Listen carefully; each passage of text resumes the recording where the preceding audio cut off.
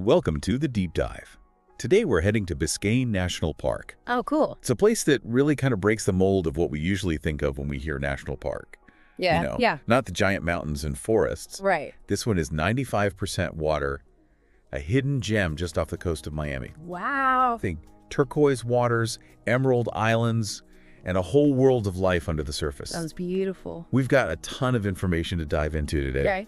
I've got official park info, we did some Wikipedia deep dives, found a really cool YouTube video, Nice. and even dug into some fishing regulations. Oh, wow. By the end of this deep dive, you'll know what makes Biscayne special, and maybe even pick up some insider tips if you decide to visit. I'm ready. Awesome. Let's Yeah. explore. All right. So first things first, Biscayne is all about Biscayne Bay. It's watery heart, Okay. but it's so much more than just the bay itself. It's like this intricate tapestry of 4 ecosystems. 4. Wow. Yeah. We start with the shoreline mangrove forests. They're like the guardians of the coast, super vital nurseries for all sorts of marine life. I see. Then there's the bay itself, Right. a vibrant underwater world with fish, seagrass beds. You might even spot a manatee or two just gracefully gliding through. And of course, we can't forget the coral limestone keys scattered like emeralds across the bay. Oh, wow. Each one is like a little microcosm of life, so unique. I would bet. And lastly, there's the offshore Florida Reef. The Reefs, yeah. It's the only living coral barrier reef in the continental U.S. Pretty incredible. It was incredible, yeah. Mind-boggling to think about all this diversity existing so close to a bustling city like Miami. Right. And speaking of contrasts, Biscayne's human history is just as captivating as its natural wonders. Oh, really? Oh, yeah. Biscayne's story is a great reminder that even the most idyllic places have this really rich human history. Right. From pirates and shipwrecks to pineapple farmers, Wow. even presidents seeking a secluded escape. It's a real tapestry woven with tales of adventure, ambition, and just the allure of the sea. You've got me hooked already. One story that really stood out to me was that of Lancelot Jones. Lancelot Jones. Yeah, an African-American man who owned several islands in what would become the park. Wow. He went from farming limes to being a sought-after fishing guide for the rich and famous. Really? He even guided presidents at the exclusive Coco Lobo Cay Club. I've never even heard of that. It was a very exclusive spot. Interesting. Lancelot Jones's story really showcases the entrepreneurial spirit and the pull of this environment. Sure. But it also makes us think about the historical context of race and access to nature. Ah, I see. You know, Jones's success happened during a time of segregation. Right. It highlights some of the complexities and inequalities that have shaped our relationship with nature. That's a good point. It reminds us that the history of our parks is full of stories of progress and struggle, Yeah. reminding us of the work we still need to do to make sure everyone has equal access to these places. Absolutely. And while Jones's story speaks to the allure of Biscayne, the park's history also shows us a clash. A clash. Yeah, between the people who wanted to preserve the natural beauty and the people who wanted to develop it. Oh, I see. Like developers. Exactly. Yeah. Back in the 1960s, there were plans to transform the area into a huge industrial complex. Oh, no. It was called Seedade. Can you believe it? No. Picture a refinery and petrochemical facilities right there on the bay. That's awful. Thankfully, a group of dedicated people recognized Biscayne's ecological and recreational value, Good. and they fought hard against those plans. I bet. Their efforts lead to the creation of Biscayne National Monument in 1968, Nice. and it later expanded and became a national park in 1980. So what's the difference between a monument and a park? That's a good question. They both protect important places, but a national monument can be created by a presidential proclamation, Oh. while a national park needs an act of Congress. The designation of national park usually means there's a wider range of resources and things to do there. Makes sense. So this group basically saved Biscayne from becoming an industrial wasteland. It's amazing what people can do when they work together. It really is a testament to the power of grassroots activism, but the fight didn't stop there. It didn't? Nope. There's this really interesting story about a road, A road, yeah. the infamous Spite Highway. Spite Highway, what? So, in a last-ditch effort to stop the park from happening, some developers bulldozed this massive road Oh, no. straight through the pristine forests of Elliott Key, which is the largest island in the park. Why would they do that? Their logic was that if they messed up the landscape enough, no one would want it to be a park. Wow, that's crazy. I know. But the funny thing is, nature had the last laugh. What do you mean? The forest grew back, and the road that was meant to destroy the island, well, it turned into a popular hiking trail. I love that. So the Spite Highway is now a reminder of how short-sighted those developers were. Right. And also how powerful nature is to heal itself. It's a great story. And it makes you think about how important it is to think long-term when it comes to conservation. Yeah. What might seem like a bad thing at first can end up being a part of what makes the park unique. Exactly. It really shows how adaptable nature can be. And that's the perfect way to transition to what really makes Biscayne a must-visit. Oh. It's an underwater paradise. Really? Coral reefs, shipwrecks, crystal clear water. Amazing. Just imagine diving into all that. Wow, I'd love to. Biscayne is a dream come true for divers and snorkelers. Yeah. But even if you'd rather stay above water, you can still experience the magic. Oh. Oh. There are glass-bottom boat tours. Oh, cool. You can kayak through the mangroves. Nice. Or just swim off one of the gorgeous keys. I can picture it now. Our park guide couldn't stop raving about Boca Chica Key. Boca Chica Key. It's the most popular island in the park. It even has this cute little lighthouse built by Mark Honeywell, an industrialist who owned the key in the 1930s. Cool. Here's the funny part. Yeah. The lighthouse was never meant to guide ships. What? It was just for decoration. Really? Just a whimsical touch for his private island retreat. I love it. Today, it's this iconic symbol of the park, adding a little human touch to the landscape. That's so interesting. I know. Can you imagine having your own island with a lighthouse? That would be amazing. Okay, let's switch gears to something a little quirkier. Quirkier. Yeah. Have you heard of Stiltsville? Stiltsville. No, what is that? So Stiltsville is this collection of houses, or I guess shacks is a better word. Uh-huh. They're built on stilts in the shallows of Biscayne Bay. On stilts. Wow. Yeah, just north of the main keys. Interesting. It's like a leftover piece of the past from the 1930s. Cool. And it has quite a history. What do you mean? It was a hangout for fishermen. Yeah. Maybe a secret gambling spot during Prohibition. Even a backdrop for some Hollywood films. Real hidden gem. A village on the water. Straight out of a movie. So what happened to it? Is it still there? It is, but time and weather haven't been kind. Oh, no. Hurricanes and fires have left just a few of the original structures standing. That's sad.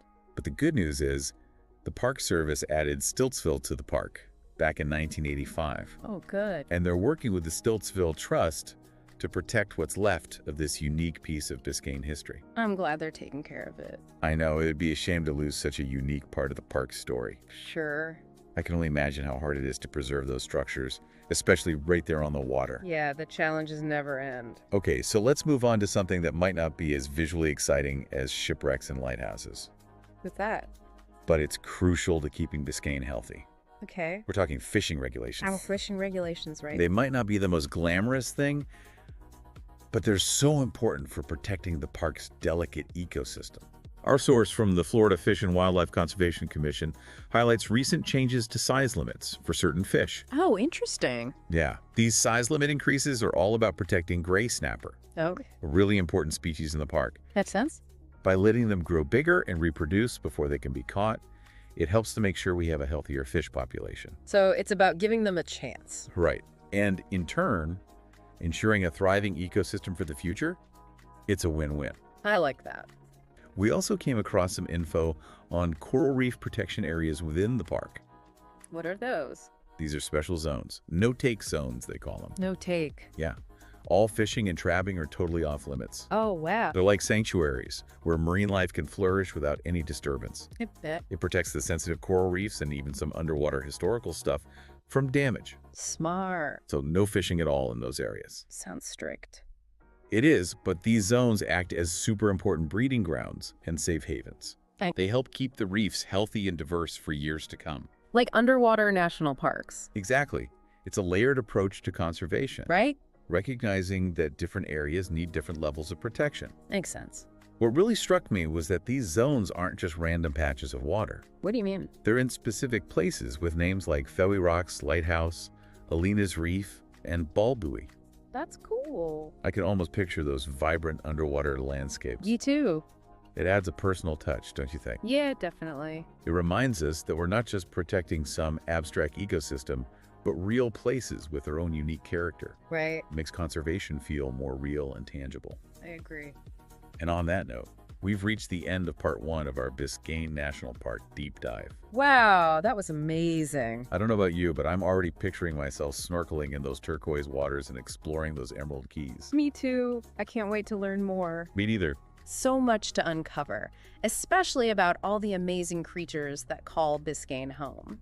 Well, you're in luck. Stay tuned for part 2, where we'll delve into the fascinating world of Biscayne's wildlife. We can't wait. Welcome back to our Biscayne adventure. I'm still thinking about all the stories we uncovered in part 1. Me too. The Resilient Spite Highway, Lancelot Jones. Amazing, right? It shows how nature and human stories are always kind of woven together. Yeah. But let's shift gears now and talk about the amazing creatures that call Biscayne home. Okay. The YouTube video we watched called it Bountiful Bliss.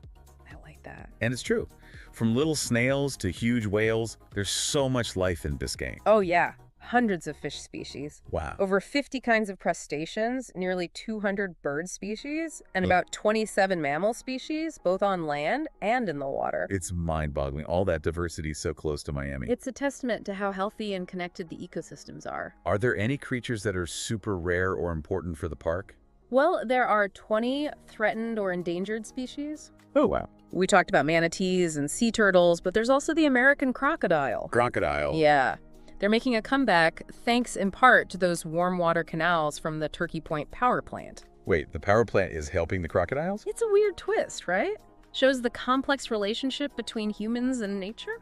So, the power plant might not be great overall, but it's creating a good habitat for the crocs. Exactly. It's kind of an accident, but it's working out for them. But ideally, we'd want them to thrive naturally without our help, right? Absolutely. That's the goal, restoring natural habitat so they don't need us. Speaking of thriving, Biscayne is a bird paradise, right? Oh, yeah. A vital stopover for migratory birds traveling between North America and the Caribbean. I can picture those huge flocks soaring over the ocean. It's a beautiful sight. The YouTube video had some amazing footage of seabirds in flight. It did. So what kind of birds can we expect to see there? You might see warblers, raptors like hawks and falcons, Cool. even pelicans and ospreys nesting in the park. Wow. Anything else? If you're really lucky, you might see a roseate spoonbill, The spoonbill, what's that? a wading bird with bright pink feathers. Pink birds. That's awesome. It's a splash of color in the landscape. From the tiniest creatures to those soaring above us, it's amazing how much life is in Biscayne. And we can't forget the plants. Oh, right. Mangroves are crucial, protecting the shoreline, filtering water, providing nurseries for marine life. They're truly the guardians of the coast. I agree. I've always been fascinated by how they survive in saltwater, their roots submerged in the tides. It's remarkable. But it's not all mangroves, right? Nope. The Keys have endangered cacti and palms, too. I didn't even think about that. Yeah, the Keys are more than just beaches. They have unique plant communities adapted to island life. What do you mean? Think salt spray, intense sun, very little fresh water. Sounds tough. It is, but they've adapted. One that caught my eye was the semaphore prickly pear cactus. The semaphore prickly pear? Yeah, sounds like something out of Dr. Seuss. It does. It's unique looking, and it's only found in and around Biscayne. Really? It might be the rarest plant in the U.S. Wow. Talk about ecological significance. So close to Miami, too. It really highlights how important it is to protect these places. Okay, let's talk coral reefs. That's a big draw for divers and snorkelers. Oh yeah, the coral reefs are like the crown jewel of Biscayne's underwater world. Full of life and color. Yeah. But I know reefs are facing a lot of problems globally. It's true. Pollution, climate change, human impacts. It's scary. How are the reefs at Biscayne doing? Well, they've had their challenges, but there are signs of hope. Oh, good. Those no-take zones we discussed are helping a lot. By giving them space to recover. Exactly. That's encouraging. It seems like a good step towards protecting them. It is. But what about climate change? We can't just put boundaries around that. You're right, that's a big one. How is Biscayne dealing with rising sea levels and warmer water? Well, the Keys themselves are always changing. What do you mean? They're shaped by wind, waves, storms. So they're always evolving. Yeah, our Wikipedia source called them shifting from barrier islands with rocky cores in the north to coral rock platforms in the south. Wow, that's fascinating. But climate change is making hurricanes more intense and frequent, and that's a new challenge. It's a reminder that climate change is a global issue with local consequences. It affects everything. But it sounds like the park isn't just giving up, right? No, there's a lot of research and monitoring going on to assess the impacts. Yeah. And they're actively restoring damaged habitats, like planting resilient coral and helping seagrass beds grow. That's great. It's a multi-pronged approach, with scientists, park managers, and the community all working together. It's a proactive approach, knowing that protecting Biscayne in a changing climate requires flexibility. We have to adapt. It's inspiring to see how hard people are working to safeguard the park's future. It shows that conservation is an ongoing process. A dialogue between us and the natural world. Exactly. Yeah. And Biscayne shows us how to balance human enjoyment and preservation. I love that. So we've seen the incredible life in Biscayne above and below the water. Yeah, We've learned about its challenges and the efforts to protect it. we have. But what about us, the visitors? How can we help keep Biscayne healthy for the future? That's a great question and a perfect lead-in to part 3. Where we'll explore how to be responsible stewards of this amazing park. I'm looking forward to it. Welcome back to the deep dive. We've really covered some ground in our journey through Biscayne National Park. We have. From those mangrove shores to those incredible reefs. So much life.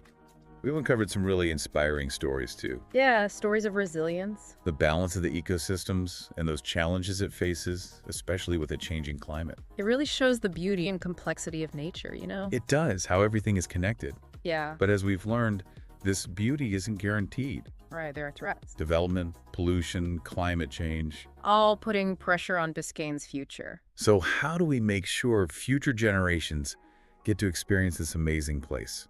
That's where being responsible stewards comes in. Exactly. How do we enjoy the park without accidentally harming it? Finding that sweet spot between having fun and protecting it. We don't want to love it to death. Yeah. So let's talk about how to be responsible visitors. Okay. What are some practical things we can do to make a difference? Well, I think it starts with awareness. Learning about the park, its history, the challenges it faces. Like we've been doing in this deep dive. Exactly. The more we know, the better choices we can make. Knowledge is power. For example, if we understand the fishing regulations, like those no-take zones, Right. we can help protect the park by following them. And those little things, like taking our trash with us and sticking to the trails, Those add up. it's all about minimizing our impact, right? Yeah, being mindful of that balance. We're just visitors, Right. and we have to treat this ecosystem with respect. Most people experience Biscayne by boat, since it's mostly water. That's true. Are there special guidelines for boating responsibly? Oh, definitely. It's important to avoid shallow areas and seagrass beds. Okay. They're vital habitats. I see. Going slow helps prevent erosion and reduces the risk of hitting wildlife. Like manatees. Exactly. We need to keep them safe. And of course, proper waste disposal is key. It all ties back to protecting the water quality. It seems like boating responsibly is about more than just following rules. It's about changing our perspective. From seeing ourselves as separate from nature, So understanding we're a part of it. that's a great point. So are there things we can do beyond our own visits? For sure, advocacy is huge. Okay. Supporting organizations like the Florida National Parks Association is a good way to start. They help fund research and conservation efforts? Exactly. Put your money where your mouth is. What about if you can't donate? Stay informed about things that could affect the park, like development plans or policy changes. I see. Then you can contact your elected officials and advocate for policies that protect the park. So making our voices heard. Yeah. Go to meetings, write letters, spread awareness. We can all be advocates no matter what. Exactly. Every voice counts. Collective action is how we create change. And we can all help shape Biscayne's future. It's inspiring to know it's not just up to the scientists and park rangers. It's a shared responsibility. We all have a part to play. I think it's also about fostering that sense of wonder, you know? Uh-huh. The more we appreciate Biscayne, the more we'll want to protect it. It's more than just rules. Right. It's about having a deep respect for nature. And Biscayne, with its beauty and diverse life, it has that power to inspire us. Well said. So we've explored the depths of Biscayne, its history, its amazing creatures. We've learned how to be good stewards. What an incredible journey. There's always more to discover, though. There is? Check out the links in our show notes to learn more. Yes. Biscayne is a hidden gem, just waiting to be explored. So close to Miami. We hope this deep dive has inspired you to experience it for yourself. It's a special place. Until next time, keep exploring and stay curious.